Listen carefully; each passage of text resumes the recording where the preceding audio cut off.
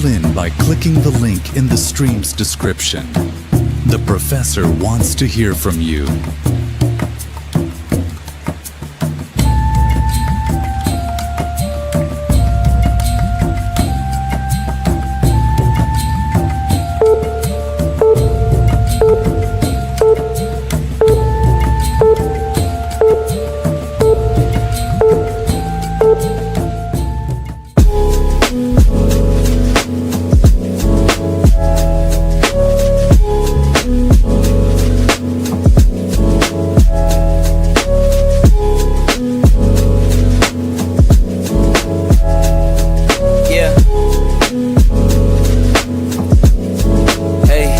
Beginnings on the cusp.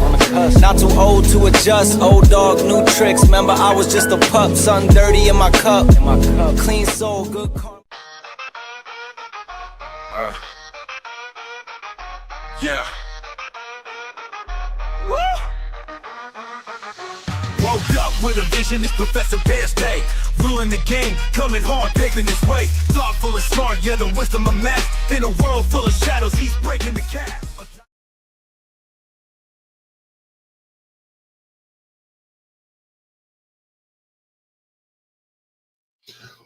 Welcome to another Bear's Thought. I am your host, Professor Bear, and today, with everything wrapping around WrestleMania,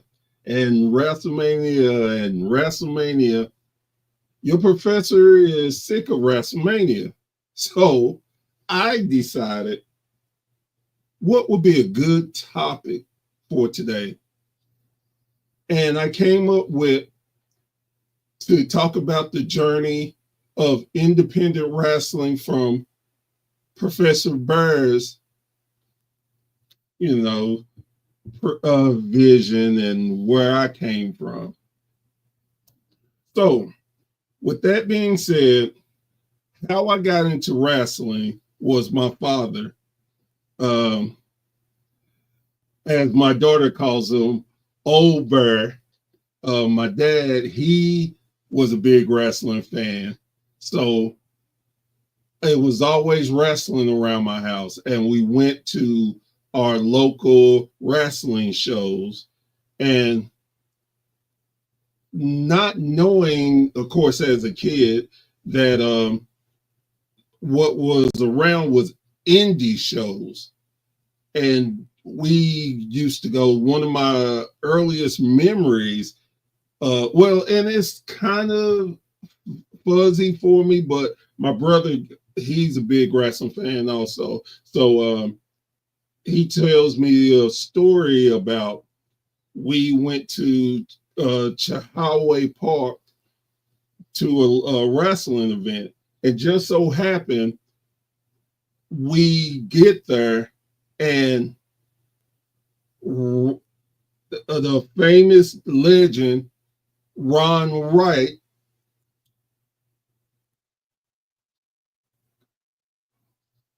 all right, Mike, we'll talk here soon. Ron Wright saw us and walked up to my brother and asked him if he wanted to do him a favor. My brother okay. He said, I want you to hold on to this chain for me. And it's big. It was not that big, but big enough where he could wrap around his head. So we had front row seats. So my brother held on to it, stuck it under his shirt. So we're sitting there and the match is going on. Then Ron jumps out the ring and tells my brother to hand it to him. Well, my brother gives it to him. Ron jumps back in the ring and commits to beating the holy shit out of his opponents with this chain. Now, I can remember, like I said, a little bit of it, but not. So my brother has told me about this. And what did my brother get in return? A signed shirt from Ron Wright. So it was something amazing and something big for me. So the thing is with Indy Wright, yes, sir, he sure was. he was before Smoky Mountain actually, but he did do some Smoky Mountain as the manager of the Dirty White Boy. So with me and with indie wrestling, I feel like that's the base of becoming true fans. And there's no disrespect to the big ones, WWE, AEW, Impact, that I put in that category too. But there's something different about being an indie fan and growing up watching indie wrestling. It's because it's people that you can actually reach out and touch. You get to meet them, talk to them. It's just a total different feeling. It's like if you, as I like to call it, indie wrestling is like going to a family reunion. You're around a bunch of family members and people that may not be family members, but you consider them family. You get to root for them. You get to talk to them. They get to know you, do different things. And fortunately, this weekend, I had that experience come back to me with Joe Kazana's promotion. They're great people. Joe and his kids love them to death. I love all the wrestlers. A lot of them going to be up and coming superstars of the future. Some are just happy being the local star, as I like to call it. So it's a lot of different things like that. But one of the big things that for me, I love is watching, because I sat back and watched, not just as a fan. I actually put I wouldn't call myself a journalist or anything, but I just sat back and watched different people and their reaction to it, and the kids' reaction, and how hard the wrestlers wrestled and did certain things to get us fans involved. And it was just really very interesting to me. And it was a draw that some kids got afterwards, got to get in the ring, got to experience that, and they're meeting their heroes or looking up to them. And the wrestlers did great jobs of selling, being friendly. Even the bad guys afterwards, they were very nice and humble, and just to give great memories. So to me, that's why I feel like it's the best thing to becoming a fan. And I truly believe a lot of people get the itch to wrestle by going to local wrestling, to getting that feel, because it's a different feeling when you're, and I know people talk about, well, you only wrestle in front of 10 people and you're not a superstar. That's BS. Whether you wrestle in front of 10 people, 10,000, 20,000, 100 and whatever, you are impacting the lives of fans. And it's one thing that the indie guys don't get enough of, is enough love and appreciation for what they do. Hell, most of them don't even get paid. They do it for the love of it. Exactly, Dylan. They are stars. And that's what made me feel so great about going to the two shows I went over the weekend. Just the look on these kids' faces and the love they were getting. And hey, even some of the older people, they still believe in it, cussing them out, staying smart stuff. It is just a great atmosphere that if you have never been to a local promotion, I advise you do it once. And it's family friendly, most of them. It is so great. And just to see the smiles on your kids' faces or that them booing people. And it's just a great love of the sport that I think does not get enough shine. So I'm going to tell you about some of the promotions that I grew up on and I knew. So one of the early ones that I used to watch religiously and actually still have videotapes of it is Continental Championship Wrestling. Okay, we put up Continental Wrestling Association, so we're going to flip to Continental Wrestling Association.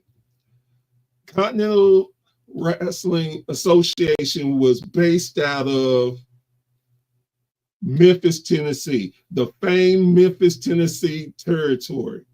And if you have ever not heard of this man, then I will take your wrestling license from you.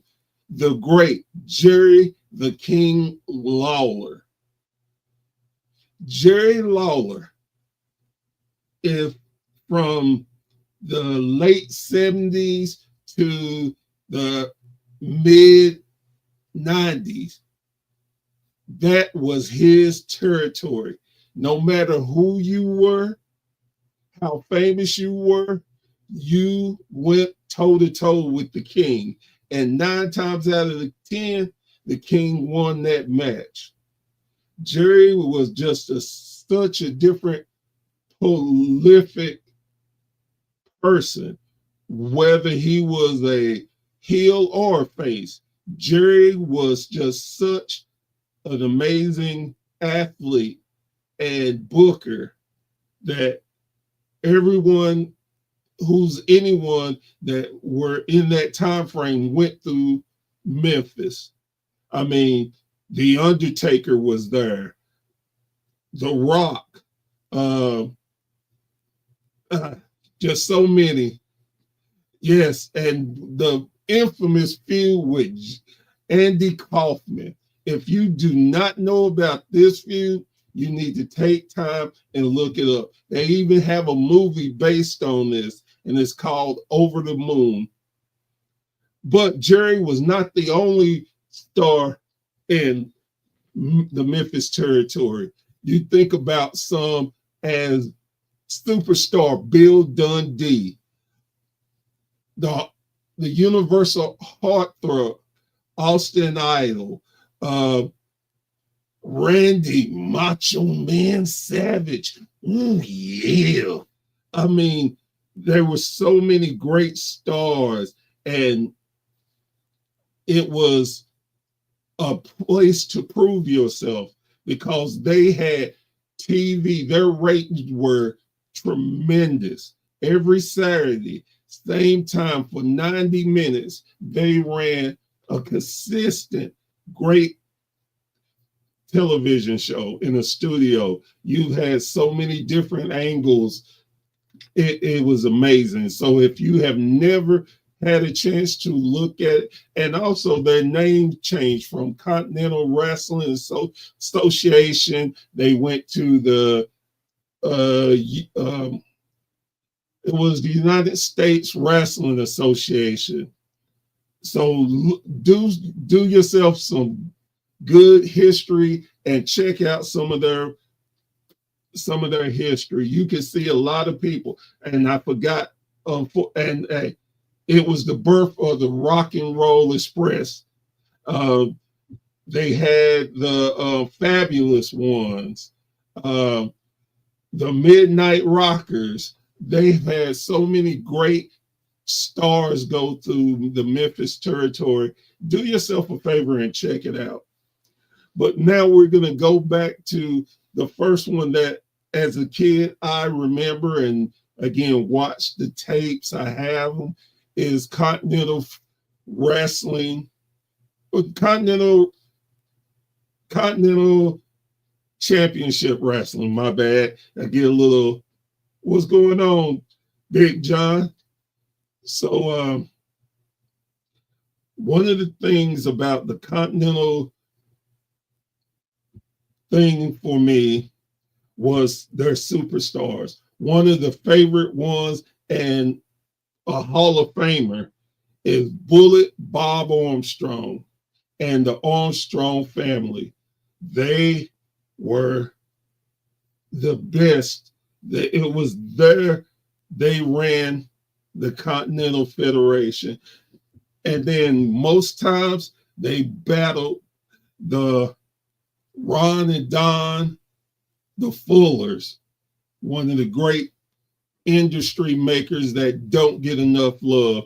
And when we talk about Robert Fuller and generally his cousin, Jimmy Golden, and the Stud Stable, they had so many different wrestlers be a part of that group that is so different and so great. One of my favorite people that I actually got a chance to talk to and really respect this gentleman is Wildcat Wendell Cooley. He was such a star in the Continental area. You had the Wild Eye Southern Boys, Tracy Smothers and Scott Armstrong. Brad Armstrong, who had one of the most beautiful drop kicks in the business. They were great. I tell you who Jerry Stubbs, exactly, the exotic Adrian Street. They were such great. Not only did they tell stories, they made people fall in love with the storyline, the character driven, and you believed everything. You believed it was 1,000% real. And that's what you wanted. And back in those days, you dared not call wrestling fake in front of a wrestler. You would get your butt kicked for real. So again, Continental is what I grew up on. I loved, and then at one point, Continental ended up losing money and got sold to someone that is really famous, and not a lot of people know that he actually ran the organization before he had a famous one. And that is Paul E. Dangerously. And he came in with Hot Stuff Eddie Gilbert, and they started the Continental Wrestling Federation. And this was a continuation of Continental Championship Wrestling. And they had some great people. I already said Hot Stuff Eddie Gilbert.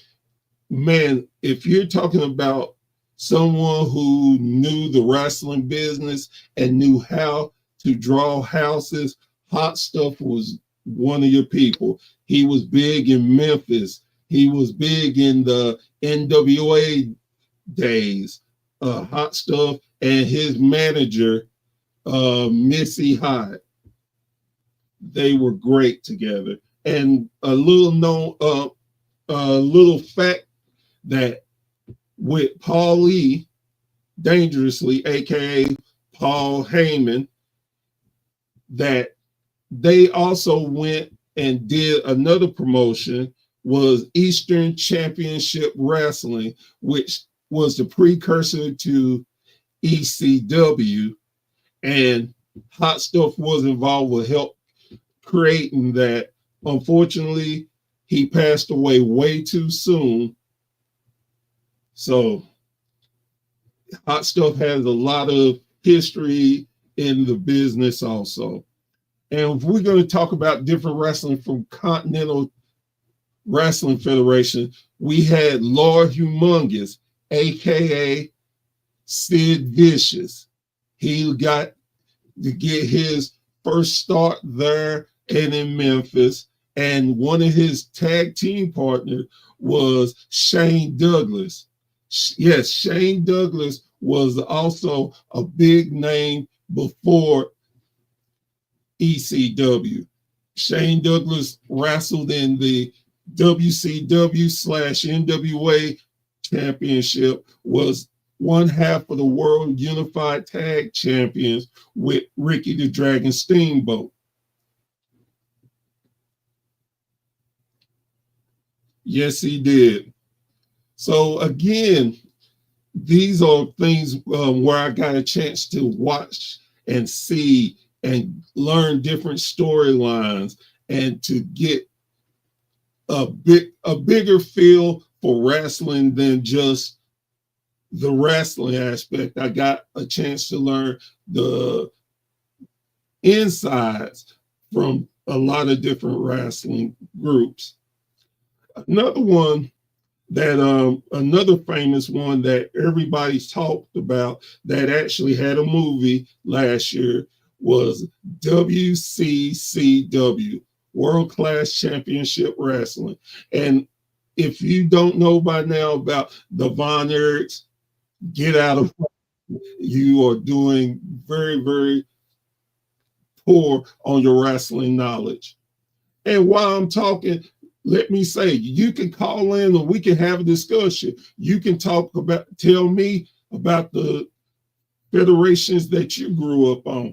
Tell me something that maybe I don't know, but feel free to call in, and we can have a great discussion. Going back to world class, one person that was a great person that I love from world class was gentleman Chris Adams. Very underrated. He was one of their best stars in the promotion, whether he been a face or a heel.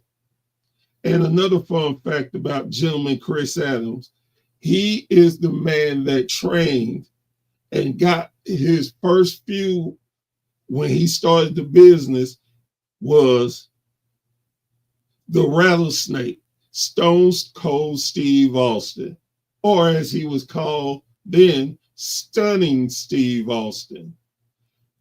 And another fun fact, his name, he didn't start out with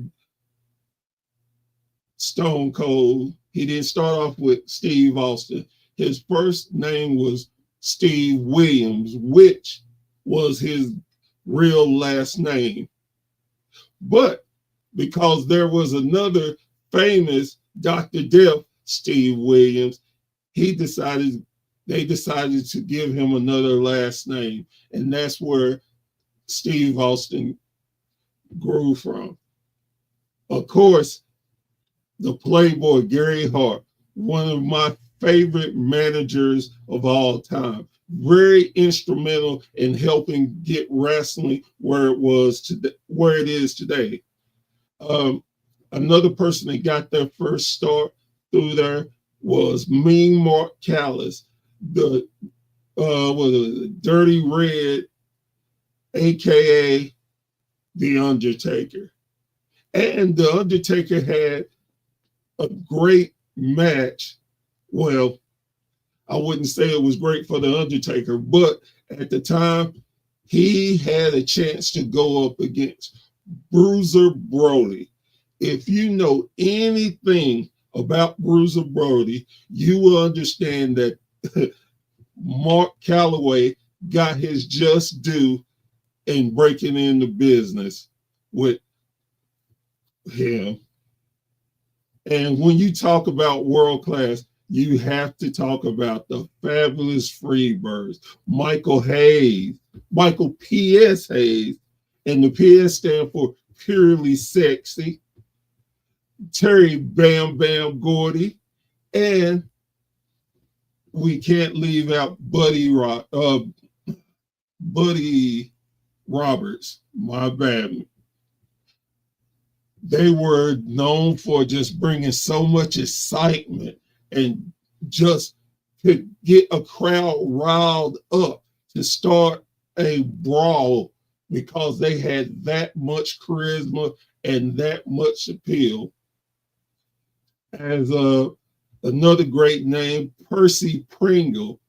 Percy Pringle, you know, and you know him as Paul Burr, the manager for The Undertaker. He had his foot all in world class.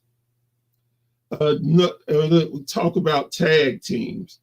One of the greatest tag teams of all time that, to me, I can't believe they're still not in the WWE Hall of Fame, which is just ridiculous, is the Midnight Express of Loverboy Dennis and Beautiful Bobby, and of course their manager, James E. Cornette. And they had a great feud with the Fantastic. So we got a caller on the line. So we're going to get to them. What's going on, Russ? What's up, Mr. Bear? How you doing today, sir? I'm hanging in there. So what do you want to talk about? So you're talking about world class. I never really considered that an indie promotion.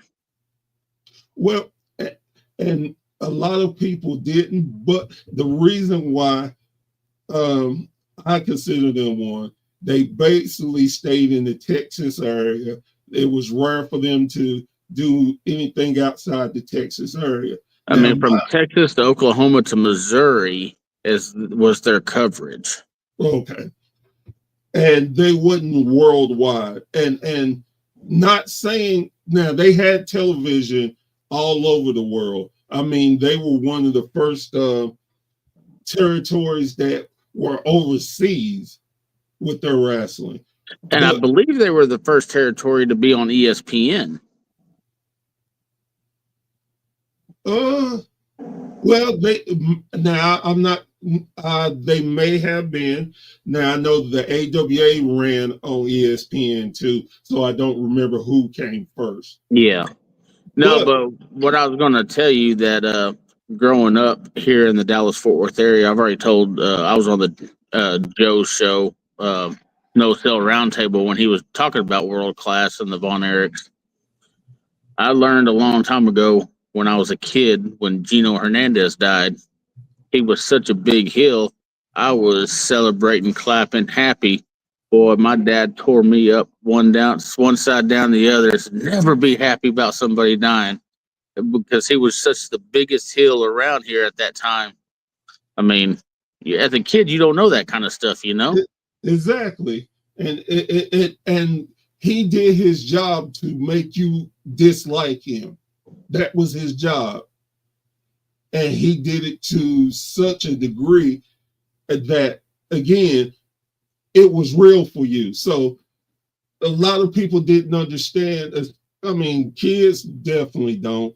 The difference between real life and professional wrestling. So definitely, I understand. Yeah. And I'm still wondering, I don't know about the AWA in Mid-South and Smoky Mountain, but the Sportatorium, all they had was just a string rope down the aisle and around the ring. I mean, a lot of people don't know that women were passing out and fainting every time the Von Erichs come out, the Freebirds would come out, and just had that one string rope to keep them off of the wrestlers. Was that like that in all the other promotions? No. Like I can tell you, Memphis didn't have anything. The fans could get at them, but they were in the studio and they had security, and most people knew not to dare put hands on a wrestler because they would get whooped down one side and up the other. So, yeah. Well, I'm kind of glad you're doing this indie wrestling thing because, like I said, I've never really grew up watching indie wrestling. All the indie wrestling I've seen is all that backyard death match stuff, which I'm not into. Right. But ever since we've hooked up with the APW and the TCW now, I'm really enjoying those indie wrestlings. And then we're starting to watch indie wrestling shows on our watch along on Monday nights, which I think is awesome. I do too. One of the things that, and like I said, this weekend I had a privilege to go into two different indie shows. And like I said, I just took myself out of being a fan and just notice people and watching, and it made me feel like I was a kid again, seeing the kids excited, booing, and then the older people cussing, then they're getting in their face. It's just like I said, it's like a family feel. And Yeah. then afterwards, so many people are, I mean, these wrestlers are so friendly and just humble. And it's something that I don't think, like I said, if you don't go to an Indies match, you wouldn't understand it. Exactly. So, all right, man. Well, I'll get off here and keep on listening, brother. All righty. Thank you, Russ. You're welcome, buddy. And so we're going to jump to another wrestling federation that was a big impact to me, and that's Georgia Championship Wrestling. Georgia Championship Wrestling was a promotion owned by Ole Anderson. And man, that was the precursor to World Championship Wrestling, to WCW at the big time. Georgia Championship Wrestling had so many great stars go through there at some time. That's where I learned about Dusty Rhodes. I learned about Thunderbolt Patterson. I learned about Ivan Koloff. I learned about Roddy Piper. I learned about the Road Warriors. I learned about Dick Slater. The mass superstars, the spoilers, the Mr. Wrestling 1 and 2. I could go on and on. And this was my initial learning of wrestling, the psychology, the gamesmanship. The first when they were based out of a studio, they had no ropes, nothing for the fans could actually get involved, but they knew better not to to jump up and try to touch any of the wrestlers. It was such a great learning lesson for me, where every day, every week, it was 6:05 p.m. That's where it started from. And it started on TBS. And TBS became one of the big stations that was syndicated all over the U.S. So they helped bring in wrestling fans. How big wrestling was at the time, if they had a chance to show Atlanta Braves game, they would postpone the game to show wrestling, then go and show the game later. It was just such an amazing time. And for me, a great time to be a wrestling fan. You learned so many different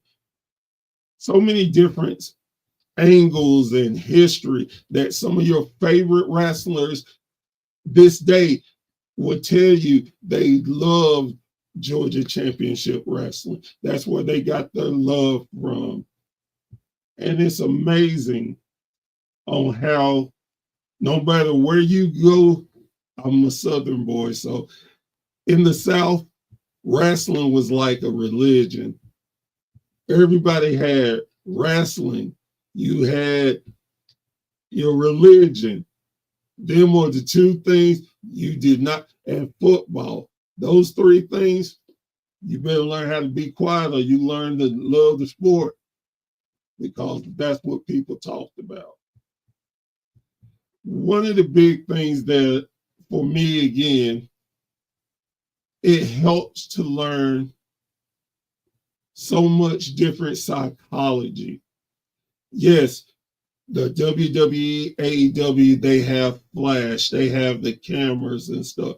But when you go into indie wrestling, you can learn psychology. You get to meet young wrestlers that are trying to learn the craft, to learn how to learn how to cut promos, to learn how to make the fan base either love them or hate them. It is just an incredible feeling, and that you will have fun. And especially in these day and times, it is not that expensive, and you get such quality entertainment. You could probably take your whole family for under $50, and that includes food. And hell, $50 wouldn't get you into AEW or WWE unless you up in the nosebleed, and that's just one ticket. So, I mean, it's a great alternative to learn. And one thing that, again, I find appreciated is learning to be respectful for these young guys and girls that are busting their butt trying to learn the business, trying to entertain us as fans. You know, show them love. You know, talk to them. Tell them you like them. If you don't like them, tell them you don't like them. And be respectful and be fun with it, because it's about the entertainment. And again, going back to a lot of these wrestlers do not make money when they do this. They don't make a lot of money. They are out there for the love and to try to build a career. Some will get to the heights of maybe being the WWE World Champion. Maybe they will get to the heights of being AEW World Champion. Maybe they will get to the heights of being able to go overseas and wrestle, like New Japan or over in England, or to Europe.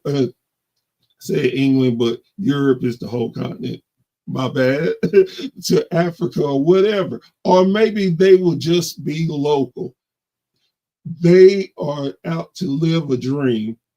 Maybe a dream me and you couldn't be able to do. But show them respect and show them love. I mean, hey, buy a t-shirt, buy an emblem. I mean, give them something and help them. And, you know, when you see them, because 9 times out of 10, most of them are the most respectful and polite people you would ever meet. Now, life is life. Sometimes something happens. Don't take it so personal. Maybe it wasn't you, and maybe it was a misunderstanding. We're all human. We all have bad days. And be thoughtful of other people. You know, I just love independent wrestling. One of the things that I love covering it. I love watching it. It's one thing that I made a point this year. I was going to more indie shows, give more support, give you, my fans, and that just sounds weird to say. But anyway, give you, my fans, understanding of independent wrestling, and just to do and enjoy different things. Again, prices are going up on all kinds of things, but indie wrestling doesn't cost you a lot. You get great entertainment, and you get to meet. How many chances do you get to meet a WWE superstar?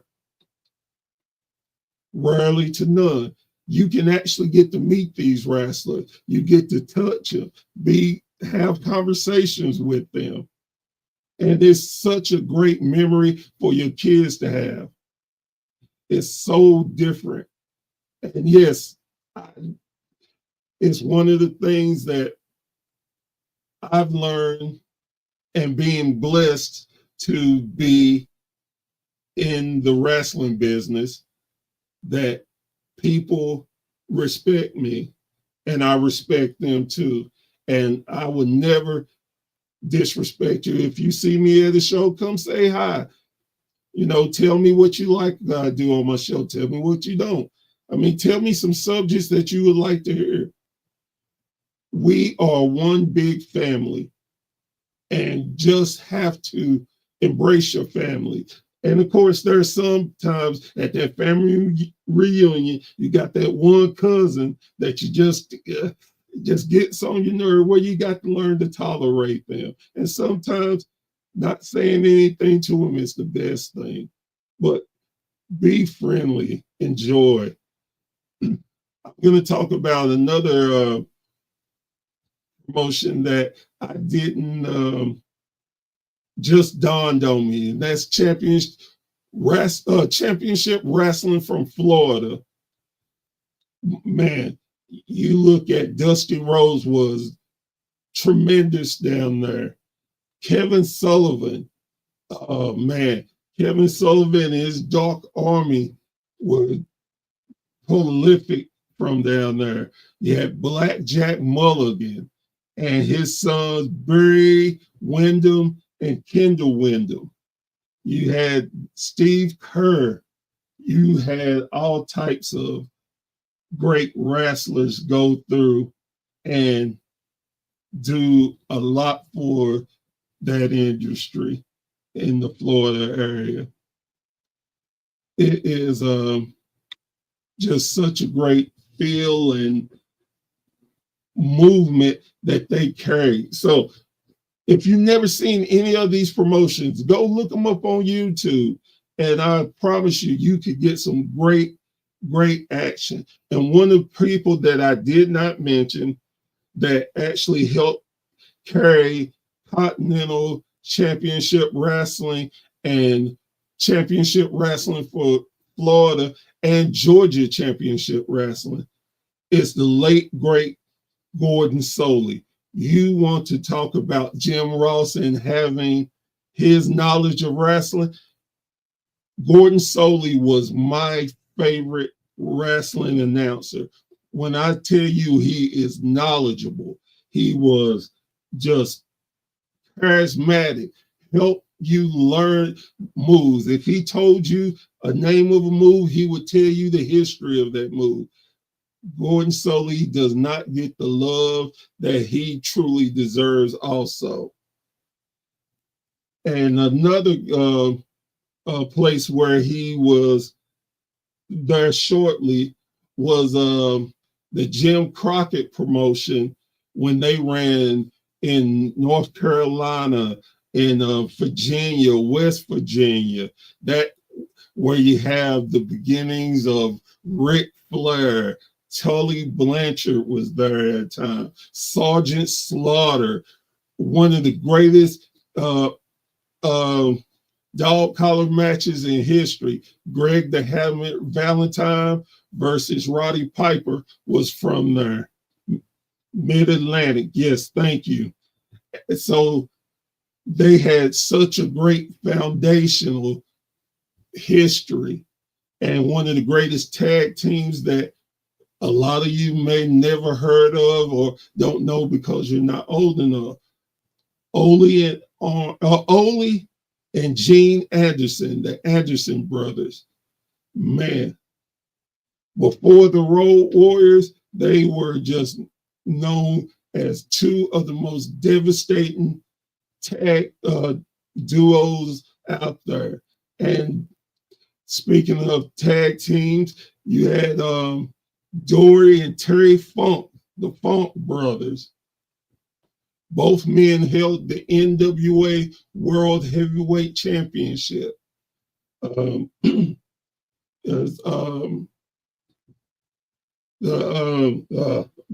blank, and I feel bad because I can't remember their name.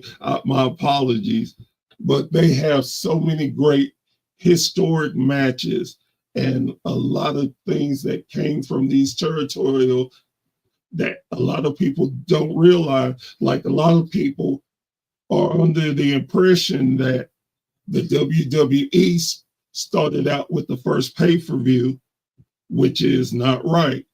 It was actually Jim Crockett Promotions with Starrcade. They were the first. And then you talk about great, another great promotion that I didn't get a chance to see because it wasn't in my area, but I heard was Pacific Northwest Wrestling, one of the places that Rowdy Piper made his name from and was anonymous for being who he is and what he was carrying through wrestling all over the world. Guys, I implore you, again, I love watching the big ones, but give the smaller territories a chance. They're bringing them back. One of the best things I love about the NWA territory now, they have other groups that they are part of the NWA, but they're still promotions unto themselves. Go give it a look. Go on YouTube. Check out our website. We give you a lot of knowledge, and it is great to learn your history, learn from facts about wrestlers today, learn where they come from. And again, thank you for being wrestling fans. And I want to thank personally every indie promotion out there that are doing right by their fans and the wrestlers. I am not talking about those, as they call, mud wrestlers. Please, guys, make sure you continue giving love and admiration to these independent promotions. So I would like to thank you again for checking out Bear's Thoughts. This is what I love to do, give knowledge, talk, and again, don't be afraid to call in and have conversations. I love doing that. And check out some of our other shows on the website. It is such a great feeling, and I'm so grateful and thankful for the people who reached out to me while I've been out. It's been very surprising and very humble when people ask me for autographs. It's very humble that you recognize me and appreciate me.